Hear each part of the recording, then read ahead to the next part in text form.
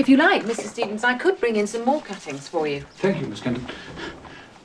But I regard this room as my private place of work, and I prefer to keep distractions to a minimum. Would you call flowers a distraction, then, Mr. Stevens?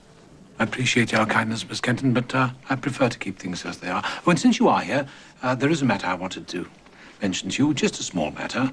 I happened to be walking past the kitchen yesterday morning, and I heard you calling to someone named William. May I ask who it was you were addressing by that name? Why, Mr. Stevens, I should think I was addressing your father. Oh. There are no other Williams in this house, I take it? True. May I ask you in future, Miss Kenton, to address my father as Mr. Stevens?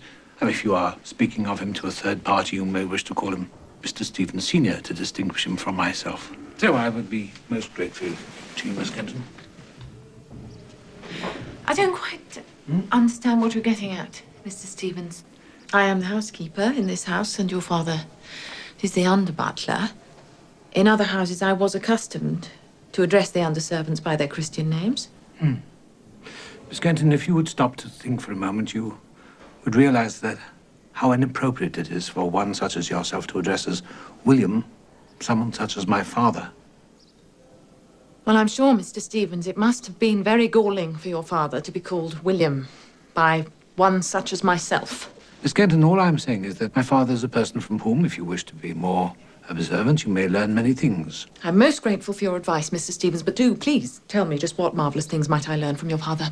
I might point out that you're still often unsure of what goes where and which item is which. I'm sure Mr. Stevens Senior is very good at his job. But I can assure you, Mr. Stevens, that I'm very good at mine. Oh, of course. Thank you. And now, if you will, please excuse me. Miss Kenton?